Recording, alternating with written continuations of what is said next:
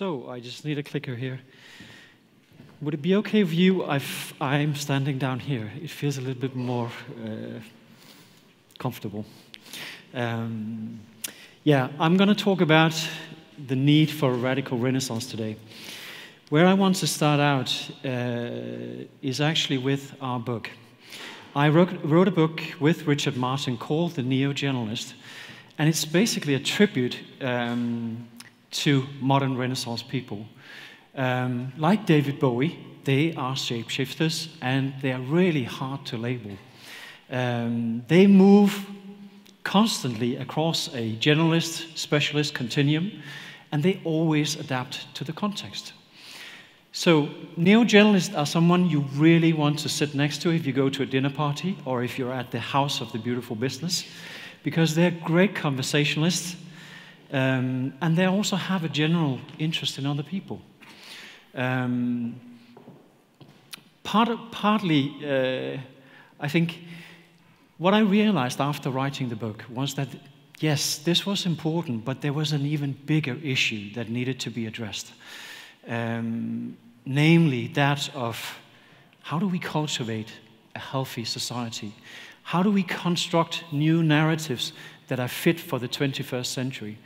And just like Yuval Noah Harari, I think we all have to find out and be interested in the past, the present, and the future of humankind. Now, the question I want to pose today is this one. What does the world demand from us as human beings? It's a tough question, and I don't have the answer to that. But let's start out with where we are today. So, every generation in human history has a set of narratives that informed, guides, and also shape their actions. You could say in the Western world, our predominant narratives are those of profit, growth, specialization, reductionism, mechanical thinking, hierarchies, consumption. We inherited those narratives from the industrial age, and they still serve as management principles in many organizations and institutions today. So, the 7 deadly sins rule the world. What our predecessors would once have considered a straight way to hell have now become virtues. The ego individual, or being an ego individual, is assumably what gets you ahead in life. In business, in politics, and in life in general. This here is, of course, truly important to understand and recognize that the ego here comes in many shapes and forms. So, when we, for instance, we can see that in a tweet from Donald Trump, or when the world's biggest financial institutions, banks, law firms, they swindle, for instance, Europe's taxpayers out of 55 billion euros. We are confronted with it when we look at our LinkedIn profile, self-promotion. We see angry outbursts on Facebook. We see colorful food, gluttony on Instagram. My point here is that this ego individual is a manifestation of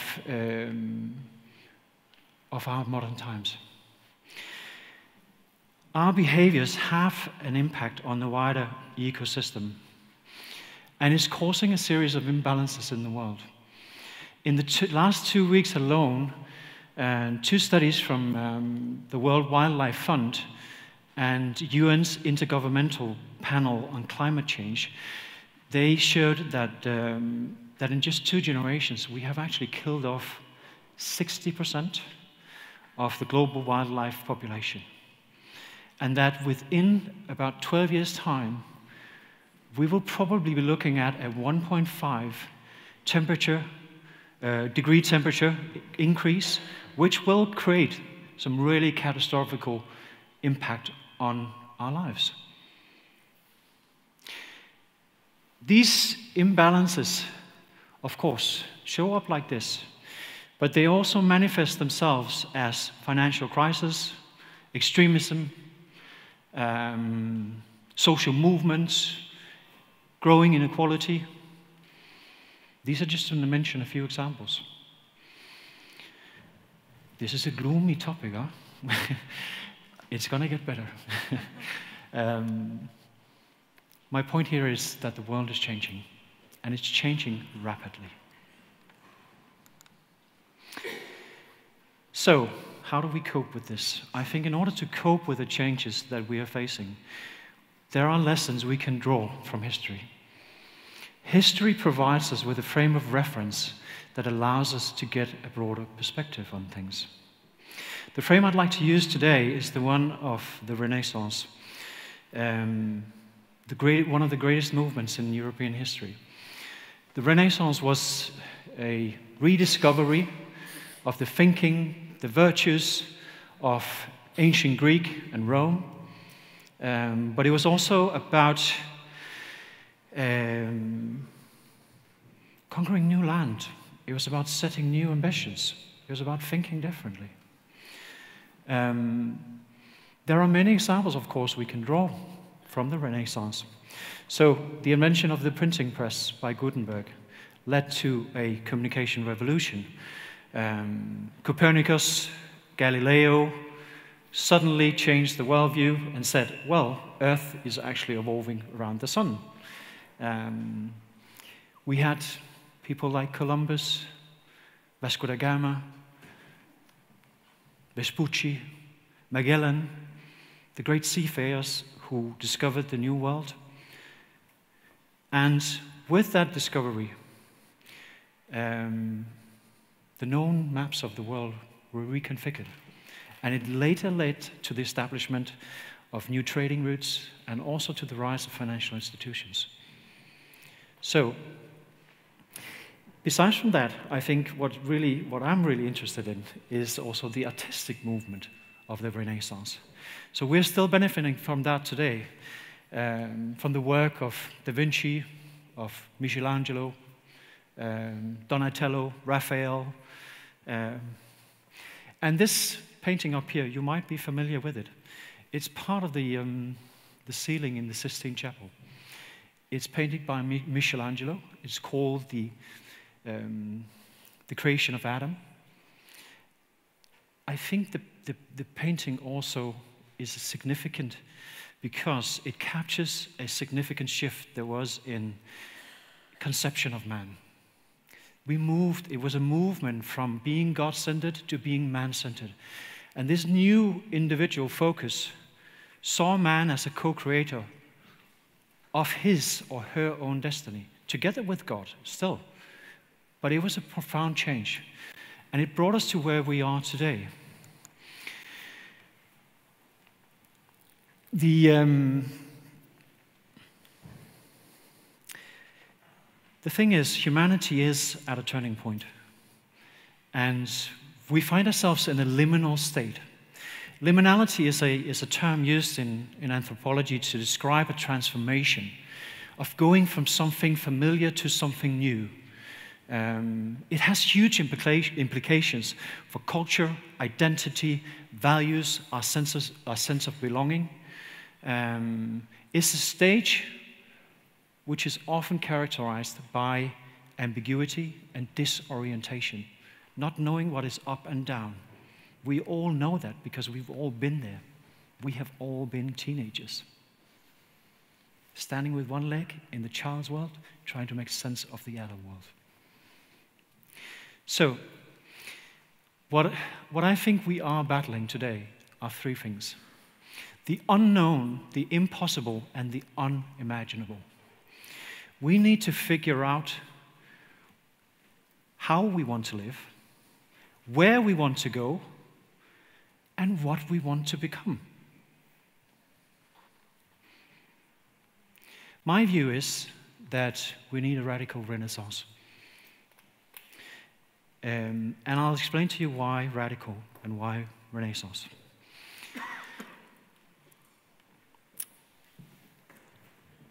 I think what is helpful is first and foremost to look at the broader ecosystem. Why radical change in the broader ecosystem? To understand the situation, it's helpful to think in terms of shocks, slides, and shifts. So shocks are acute moments of disruption. Black swan moments that come out of the blue air, hits us unexpectedly. They often take us out of our comfort zone. They instantly change our worldview. Oh, I thought this was how the world worked. Surprise, surprise. Shocks manifest themselves in different ways. So the collapse of the global economy in 2008, most people, the common man, didn't see that coming. That's an example of an event like that. The earthquake and the tsunami that hit Japan in 2011 was another one. It caused a nuclear disaster when Fukushima Daiichi broke down. You could say even probably one of the most saddest experiences we had in the world in recent years is the war in Syria and the subsequent refugee crisis. In Denmark, we had people walking on the highway trying to get to Sweden. That was heartbreaking to see. Slides, on the other hand, are things that are more incremental. They are incremental disruptions. Then they play out over time. We are mostly aware of them, but we find it really difficult relating to them. So in that category, we have things like climate change, the technological advancements in the world.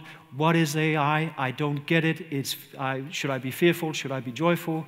What's up and down? Inequality, globalization, demographic trends. So, for instance, we know that there will be around, according to the UN, 9.7 billion people on planet Earth in 2050. 1/3 of the world's children at that time will be Africa. What is that going to do to the world? How is that going to change? The aspirations, the visions that the young generation have in Africa. You can see that, because if you go down to a governmental office where in any country in Africa to get a passport or get a stamp there, you have Chinese people standing in line to get nationalized so they can buy land. It happens all over the place. So my point here is that when shocks and slides combined, they have a tremendous impact on our perception of reality. They change it in profound ways. And a culture shift is triggered when there's enough anomalies that are stacking up. So this happens when we cannot solve the problems, the amount of problems that we are facing with, or we cannot even comprehend them, but we cannot solve them either within our within our existing paradigm. We simply don't understand how to go about it. What I'm suggesting here is that in order to deal with these things in the world, we need to address it in a more deeper way. We need a mind shift, we need a skill shift, we need a behavior shift, and we need a system shift. So most companies talk about the need for transformation. I think it's bollocks, to be honest. It's part of it, but it's not all of it. And especially if you talk about digital transformation, you need to think about this as well. The thing is, the mind shift, the skill shift, and the behavior shift are the things that we cannot fit into a spreadsheet. Those are the things we cannot calculate, and thereby they're also more difficult to deal with. On an individual level, I think a radical renaissance, the foundation here is education. It's one of the most important areas we can focus on. Harari, in his book, 21 Lessons for the 21st Century, writes that reinvention is going to be the most important thing to master in an automated future. Can you reinvent yourself? Can you deconstruct your worldview and reconstruct it whenever it's needed? Do you know how to do that? By the way, I totally agree with him, but I also think that it's lazy thinking to assume that lifelong learning is enough, or that formal learning is enough. Formal learning is just one context through which we learn, but it's not all of it. So when I talk about life-wide learning, the need for wide life learning, it's about phases, places, spaces, and paces. It's about learning widely throughout life, coming back to the idea of the Neo-Generalist, that we learn from so many different contexts in our lives, through family members, through a grandfather we had, through participating in extracurricular activities, we go traveling. There are so many ways we could learn, digitally as well. And life-wide, the life deep. What is life deep? It might be unfamiliar to some of you. It's not that explanatory. So life deep learning is about your values in life, what you hold most dear. It's about learning good conduct. It's about having a sense of morale, what is right and what is wrong. And I think we need all those three elements to address these 4 shifts. So moving from the ego individual to the eco individual, I think is going to be important. So you remember the ego person focusing on the 7 deadly sins? Ego, the word ego, originates from Greek, oikos, and means the whole house. So during the Renaissance, where man was put in center, I think we need to understand that we need to put Earth in the center. We are just part of a living organism, a wider web of life, and it's not going to work out in the end if we don't pay attention. So constructing a future pathway for humanity, I think, has to be built on interbeing, not separation. It has to be it also involves having a deeper understanding of complex living systems and how they operate. In the Renaissance, they had 7 guiding virtues. So, human virtues are guidelines for doing good. Virtues help us realize what's important in our lives. But they also serve as coordinates for our moral compass. So every spiritual culture has virtues. In the Nordics, we have the 9 noble virtues of the Vikings. You have the 7 virtues of the samurai. They're everywhere. The main point here is, when we are maybe not as religious anymore, we still need those virtues. We need something to guide us. Now, in the Renaissance, they inherited 4 of their virtues, marked in green here, from ancient Greece, and added 3 that were theoretical.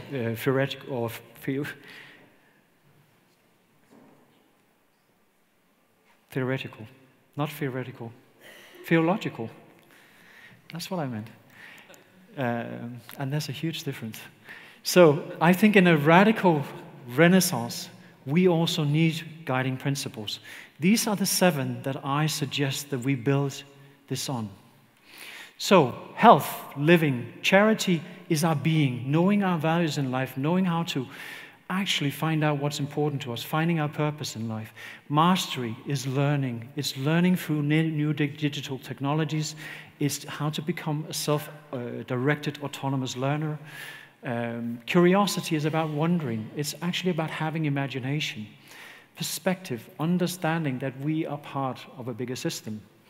Relevance is how we build human relationships. Benevolence is important, of course, but also in order to understand, it's completely opposite of the ego individual. So in order to be interesting, you have to be interested. And that's a huge difference. Agility is the agility of the mind, knowing how to deconstruct and reconstruct your perception of reality. So, this is the overview. I won't talk more. I've already spent enough time. I'm talking a little bit slower because I've been sick for a whole week, so I'm just taking my time. Sorry about that. Sorry, Tim. So in order to build this regenerative capacity, I think we need to bridge the inner world with the outer world. This is a comprehensive way of understanding what's going on and how we can actually address this. And lastly, I think that two of the greatest instigators of change are curiosity and courage. And I do believe that we have the curiosity to imagine a healthier world. But I also think that we have the courage to act on it. In the Renaissance, the original Renaissance man was a genius. I think a radical Renaissance needs to be built on seniors. Seniors is communal effort. The challenges we are facing are simply too big and too interconnected to be solved in isolation by geniuses. And then we come full circle to my first question. What does the world demand from us as human beings? If we want to leave a positive legacy for future generations, we need to respect the past, we need to act in the present, and we need to serve the future. Stewardship is about being a good descendant, but it's also about being a good ancestor. And I put these two questions up here for you because I want them to actually be conversation starters later on, because they are related. Thank you. And sorry about the time.